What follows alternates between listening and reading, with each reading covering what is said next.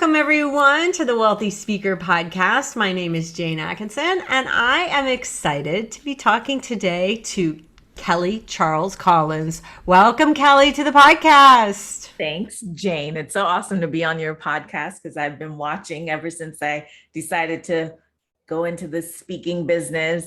I was like, oh, Oh, Jane. oh, that's so cool. Well, we met on Clubhouse. Yes. I feel like there's this whole audience, when I come onto the rooms, when I first went into Odell and Stan's room, they're like, legend in the house. And I'm like, what? Who are you talking to? Like, I could not figure out how these people knew me. And obviously, just, plugging along for 20 years is That's what it right. takes. So I'm so happy. I'm not going to say what the name of this podcast is until it's over because Okay. we have so many places to go today. You have one heck of a bio. Tell everybody some of the career highlights that bring us to today. So, it's interesting. I started out, if we were talking about like my career as a lawyer. I've been a lawyer for over it's 25 years. I celebrated 25 years as a lawyer. Before that, I worked, in a trust company while I was in school, but my career has been lawyer. In between all of that, I've been a teacher, I've been a professor, I've been a business owner, I've been a wedding planner, I've been the momager for my son's rap group and sung a hook on one of his songs. I've just done all kinds of things in life. And so, but if you're talking about professional, for 24, 25 years, practice law, and then now professional speaker and also the CEO of a women's global network. Oh wow. Well, I'm excited to tell everybody kind of where you're headed long term. But let's step back in time a little bit. Talk about at what age did you start college? So I started college at age 16, and that's because I was born in Jamaica. So I moved to the United States when I was 9. So I started at school when I was 3, I believe. And actually, if they had put me in the correct grade, I probably would have graduated younger than 16, but 16 was good. And I went off to college in Rhode Island, of all places. I lived in Florida and went off to college in Providence, Rhode Island. Wow. And so you're 16 years old, going off to college. And I mean, were you like Sheldon Cooper? Tell me a little bit about that. What was it like to be at college at such a young age? I mean, you're not really, I Yeah. don't know. What I are don't you know. thinking about while you're there? It was interesting. I think one of the great things is that I didn't go to college by myself. So I had 2 cousins who went, my best friend at the time, her cousin. So we kind of went as this group Oh, from that's Miami to Providence, Rhode Island. And I don't know. I don't even at 16, I didn't want to go to school because I didn't want to go to a big school because I didn't want to get lost. And I didn't know what I wanted to be when I grew up. And so I ended up going to Johnson and Wales University and studying fashion. So I studied fashion merchandising awesome. and retail marketing management. And the reason that I picked those is because my mom and I were looking through the catalog, and I was like, I don't know what I want to do. And she's like, oh, you like clothes, you like shoes, whatever, fashion. Here's a fashion degree. Go get your fashion degree. That's how I ended up there. I mean, it wasn't, the other thing that I loved about Johnson and Wales at the time is that they said they had 45-minute classes and we only had to go to school Monday through Thursday. I was like, sign me up. Sign me.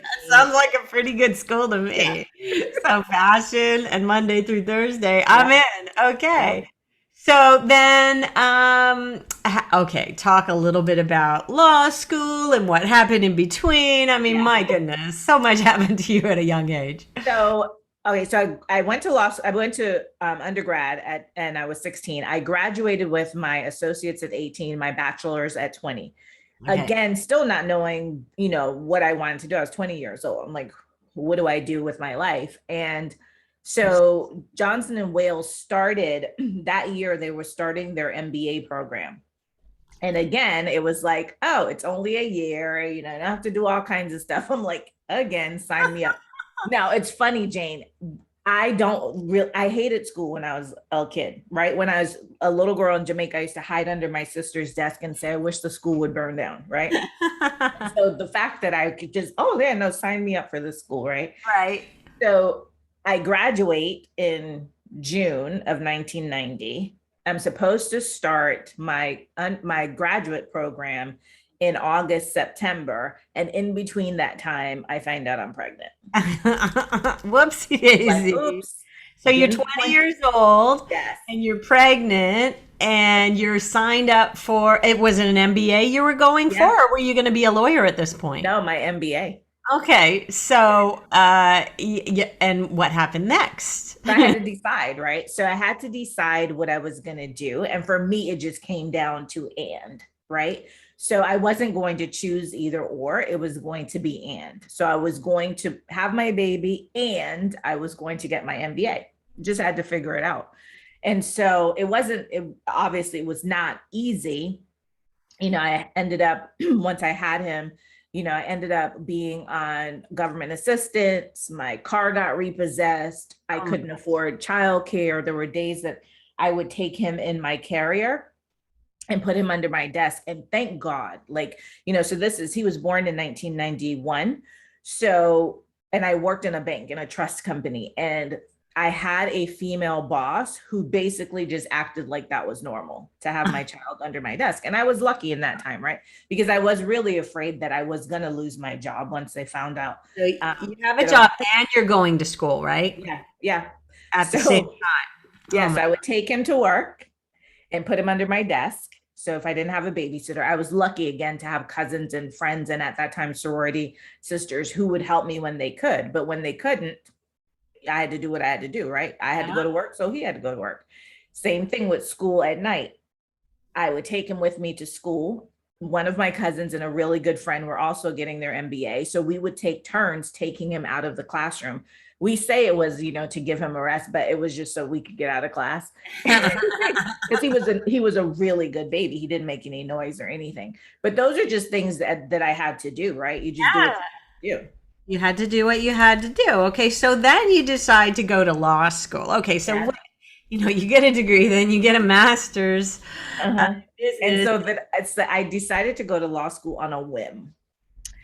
So I was working at a trust company. The trust company was next to the courthouse. When I was bored or on lunch, whatever, I would go over to this courthouse. Now in Providence, it's like old, and the courthouse was just this stately place. It was just when you walked in and you would see the judges sitting up high and the lawyers and the pomp and the circumstance, and there was just something about that. But I just loved going over there. And one day I was doing an assignment for my MBA, and a high school friend of mine called, and he was talking to me, and he was telling me that he was thinking of going to law school. And I was like, oh, I can go to law school. I'm going to go to law school. And so I just declared that I was going to go to law school, took the LSAT, didn't study, applied to one law school. And I was like, if I'm supposed to get in, if I'm supposed to be a lawyer, I will get in. And that's what I did.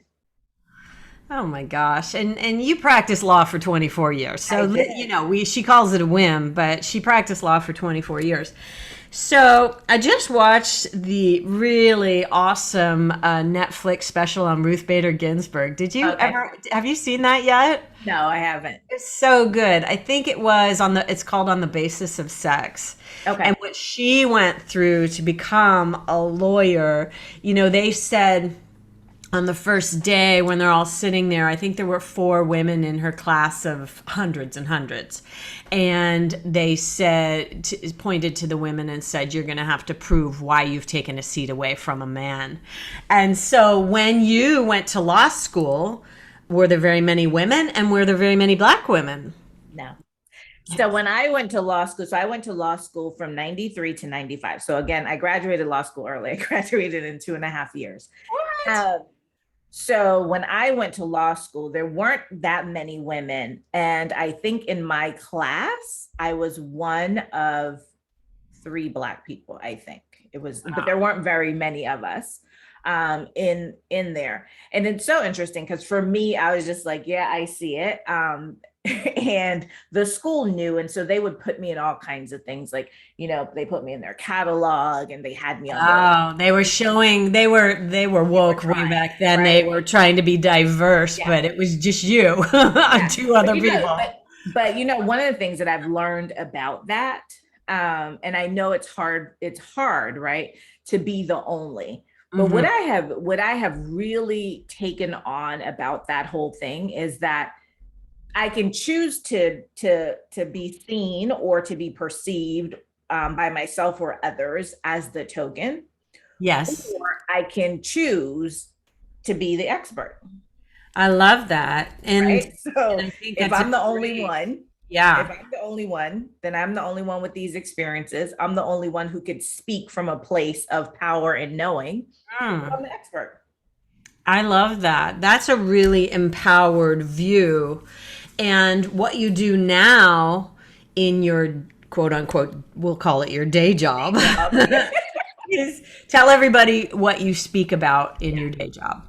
So in my quote unquote, as Jane and I have called it, day job, I speak about unconscious, so disrupting unconscious bias, bystander intervention, and courageous conversations, which has come out of like my experiences. So it's so funny you were talking about Justice Ginsberg and Mm, her experiences, and they're really no different than the experiences that we still have as mm, female lawyers, as Black female lawyers. I've walked into court and been asked, where's the lawyer? Right. I've mm. introduced myself. This happened in Tampa a couple of years ago. I walked into the court and introduced myself, Kelly Charles Collins, attorney on behalf of blah, blah, blah. And the judge looked directly in my face and said, "Where's the lawyer?" Wow. Sir, I Right. am the And lawyer. this is it. Right. And so it happens all of the time. Right. And so Right, her right. experience hasn't really changed. Mhm. It's a little different, but it's still very much the same. And I have learned so much in the last 2 years about all of this, and I'm Yeah. becoming far, far, far aware of my own unconscious bias. We all have it, Yes. right? I mean, there's nobody that's without it. Tell us what your interpretation or definition of unconscious bias Yeah. is. The easiest way to think about unconscious bias are just snap judgments. What are those things that the stereotypes that we have, right? Stereotype is a type of bias. What are those things that you think about an individual or a group of people, right? So if we think about stereotypes, women can't drive, right? Muslims are terrorists, Asians are good at math, all of that kind of dumb, right? General stuff. But Right. it's also, if you want to know what your biases are, and like you said, Jane, everybody has them, right? So what happens is that people get so scared when you say, "Oh, you have a bias," because they associate it with being called racist, sexist, xenophobic, Oh, homophobic, right? So yeah. the ifs are the obes, as I call them. Right. And so we're operating from a place of defending and justifying, as opposed to just being your human, right? So as a Mhm. human, you have biases, right? So just deal with that you have these biases. And so, when you think about when you see someone, you meet someone for the very first time, first 7 seconds, what are the things that immediately catch your eye? Those are related to your biases, Yes. right? Because now in those 7 seconds that I meet you, and I can only see, right? I haven't spoken to you. I don't know anything about you. I have now made decisions about you, whether I can trust you, whether I think you're competent, right? Or who you are and who you aren't, whether you have Yes. money or don't, whether you're educated or not, whether, right? We've made those are your biases talking to you, because Right. your biases are based on what you've heard, read, seen, and experienced in life. That's really good. And I think it's okay. I like how you talked about it in a way that doesn't put people on the defensive. Yeah, I think that's important. Yeah. So you go into companies and talk about unconscious bias. And what did you say about disruption? Talk a Yeah. little bit about that. So it's so funny when I, decided that I was going to transition from the practice of law to being a professional speaker. One of my coaches, and Donna St. Louis was my coach, and I said, I'm Love going to her. talk about unconscious bias. She goes, "What do you mean?" you're going to talk about unconscious bias. What, you want people to have unconscious bias? And I was like, no, they already have it. And She's we're like, not going to great. promote it. She's like, what's the opposite of it? Right. And what she was really pushing me to do is think about the fact that it's not enough for me to raise awareness around it. Right. Right. I have to help people do something about it. Have to And provide so, solutions. right. So you're not really selling unconscious bias. You're selling what's at the other end of understanding it and And recognizing. why it's important. So when I train on unconscious bias, I train around awareness because people need to become aware. Okay. But I also focus in the middle on the impact, right? Because we often think that because unconscious bias is unintentional, that it's not that bad, it has no impact. But whether you unintentionally do something to me, right, based on a bias, or you intentionally discriminate against me, or oppress me in some way, the impact on me is the same, right? Either way, it's the same. So I always talk to them about impact. And then I talk to them about how to disrupt this behavior and Uh, give practical solutions. So you now are aware of it. You know how it's impacting others. Now you need to care enough as a human being, right, to then take the actions to disrupt it in yourself and others. that's really good. That's such a strong message. And what we know is that it's an incredibly hot topic right now. Yep. And I hope it will be incredibly hot for years to come. However, you have a passion that is kind of somewhere else. So you're straddling a couple of lanes right now, but we're calling the corporate work your day job. And tell everybody your new book that's coming out and what you're super excited about moving forward. Yeah, so it's so funny. As you can see, I'm always doing something. My brain, it's interesting. I'm a lawyer, but I'm a very left brain, right brain person, right? Okay. And I'm an ambivert, so I'm always doing something. One of the things that started out that I wanted to really empower female lawyers around understanding that being a lawyer is what you do for a living, not who you are as a person. And that there are other things, right? All of these other things that I have done and accomplished that allow me to be in the place that I am in now, right? Because I've never attached myself to being a lawyer. So in October of 2019, I got fired from being a lawyer. And they told me that, they could no longer afford to pay me and that I would not have a job by the end of, after the end of the year. So, I mean, one of the great things about being a lawyer is I could be a lawyer anywhere. I don't have to work for you to be a lawyer. But I had been planning for 2 years to transition. So it's funny because I was planning my exit. So were they. I don't think they realized that I knew they were planning my exit, right? Because I watch what people do. I don't really listen to what they tell me. So I knew what they were doing. So they just got to it first, right? And I believe everything happens for a reason. And so I had put in the atmosphere that I wanted to do this. I wanted to go out and be a professional speaker. I wanted to empower women. And the universe spoke to me and said, well, you have your chance, right? You can go back to the safety of being a lawyer. You could do that anytime, or you can really step into your purpose, right? And I believe that my purpose is to be the light for others, to step into their greatness. And so when I originally came up with the idea, it was sisters-in-law retreat, got pushback from the women, got a little disappointed and was like, what is this about? And had to really search and just think about what is the real reason that you even wanted to do that. And it was really about empowering women to be in a place where they would ask for the things that they wanted and they needed in order to move their careers or their business forward, right? Without all of the fluff, without all of the, I call it the bullshit, right? Of networking where it's, how's your dog? How's your cat? How's your children? Let me talk to you about this for 6 months. And then I can say to you, hey, by the way, I have this thing, this business, or, I'm really looking for a new position. I wanted to remove that part of it and just empower women to just say, listen, this is what's going on. Yeah. I need this connection. I need these skill sets. I need these resources. Can you help me? And in the process, we will develop the relationships, right? Because to me, they're just not mutually exclusive. Like you could do all of these things at one time, but my priority right now is not being your friend. My priority is making some money.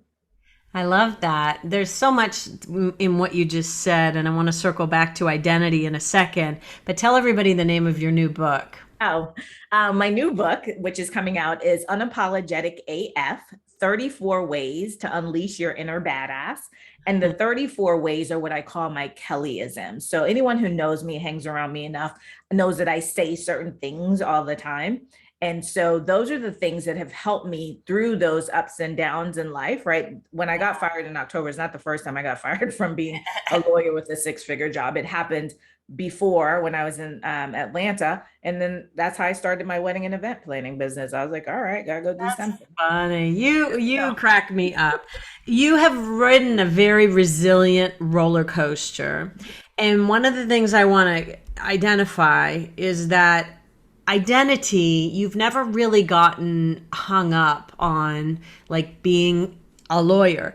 And when COVID hit and everybody got knocked off the stages, their identities got shook yeah. as well. So, talk a little bit about how you kind of step through, in order to unleash the next chapter in your life. Yeah. I come from a very strong family of women. My mother is just the everything to me. She's the wind beneath my wings. They call me her deodorant. That's my nickname because I'm always under her. But one of the things that she instilled in me was that I could be and do anything that I wanted to. And she used to work in the judicial system, and she always told me, treat everybody the same. Just, you never know who you're going to need, which turned out to be so true when when I first started practicing. And I just realized, like, this is a job, right? This is a job. This is what pays my bills. And I couldn't afford to tie my identity to that, because had I done that, when I lose a job, if my job is my identity, then I lose myself. Yes. I lost my job, right? So when I got fired I came back from vacation in Atlanta in 2006, whatever it was, 2006. I went on vacation. I came back and he was like, yeah, we can't afford, the whole thing. And I was like, okay, well, I just planned our wedding, so I know how to do all that. I'm going to start a wedding and event planning company, which I did. It was very successful. I got voted best wedding planner in Atlanta. Right. I just have never, people used to ask me when I first started practicing, like my first 5, 6, 7 years of law, what do? I work in a law firm. I didn't care if you thought I was the copy girl, the admin assistant, the lawyer. I didn't care. Always taking your ego out of the conversation. That's very interesting that you kind of knew to do that, or thought even to do that. I just knew that I am who I am, right? And so if I'm a lawyer, does that make me better or worse? No, it might make me a little bit more educated, maybe make me a little more savvy in doing different things. Now, being a lawyer has served me well in terms of being able to do what I'm doing now, right? And to command the fees and stuff that I do now. So I'm not putting that aside. What I'm saying is I've never wrapped it into my identity, because I knew that if I lost a job and my identity was the job, then if I lose the job, then I am like lost and I can't keep going forward. But every time I lost a job, I was like, okay, I lost a job. I didn't lose my soul. What are you going to do now? Because you have to go make money. So good. So good. Well, you have had quite a ride, my dear. Talk a little bit about what it means to live your life unapologetically. It just means to do what you want, when you want, how you want, and not care about what other people think about it. I tell the women in my community all the time. So the community is ladies who leverage. And I tell the women all the time, what other people think about you is not your business. Yeah, that's really good. That's so good. And I think if that alone was the only thing that you actually started to apply from this particular podcast, it would be incredibly helpful. I don't know that it's something that only applies to women. I think it's something that everybody can learn from, because not worrying about what other people think is incredibly liberating. Yeah. And it's not that, and so when I say that, because some people are like, oh, you don't care, people, it's not that I don't listen, right? Because people might be saying something, or they may have an opinion that has some value to it. However, I'm not going to let your opinion dictate my life. Like you're just not going to come and just be like, oh, you shouldn't be doing that. You suck, right? Or Yeah. whatever. And then I'm just going to be like, oh my God, they said, who are you? Like, who are you? Well, in the age of trolls, and social media, we really need to have a thicker skin, and I think that that's fantastic. Talk a little bit about your collaborating. Do I have that word right? What does Yes. that mean? So when I decided to start Ladies Who Leverage, I wanted to stay away from quote unquote networking again, because what I attached to it, right? The business card bingo, all of that kind of stuff. And I can speak in a crowd of thousands. I have zero stage fright. It doesn't matter, which is funny because when I was in college, I would be under the desk when it was speech and debate. With your Um, but if you put me like in a networking situation where it's like, Kelly, go in there and just go talk to people. Like the first thing I'm doing is looking for the exit, son. totally looking for the exit, don't want to be in that space. So I wanted to create a space where I could bring women together and we could do the quote unquote networking, but in a way that felt good to me. And yes, there are women in the community who are fabulous at that type of networking and also this. So collabosourcing, which is our trademark term, we just got it registered, is Awesome. it means leveraging your expertise, your resources, and your relationships to build your business, your brand, and your badassery. So for me, that covers everything about us. And it's whether you are an entrepreneur, a side hustler, or a corporate professional. We have all of them within our community, and they've learned how to really work together and collabosource. And you'll hear them talk about it. Oh, we're collabosourcing, or I love that. I love when you make up a new term. And so you have a lot of these Kellyisms. I wish we had another hour we could spend some time going through the dictionary. So, the Kelly Dictionary. Well, you have just an incredible story. We met on Clubhouse, and the minute, I don't know, you started talking, I'm like, I take little screenshots and say, get this person, and I send it over to Monica, and here we are. So I'm excited to introduce you to our audience. If somebody would like to know more about what it is you're doing, or maybe find out about your new book, where should they go? Okay. So if you want to find out about me as a speaker, go to Kelly Charles Collins, all one word.com. If you want to find out about my book and the women's community, go to ladieswholeverage.com. Okay, that keeps it very clear. Well done. Well done, Kelly. Well, it's been my absolute pleasure having you on today. Thank you so much for your time. Thank you for having me. This is awesome. For those of you listening in, hey, if you've appreciated what we were talking about today, let us know. Reach out, send us a comment, leave us a rating, a review, and make sure that you subscribe so you do not miss any awesome episodes in the future. And with that, we will say, see you soon, wealthy speakers. Bye for now, everyone.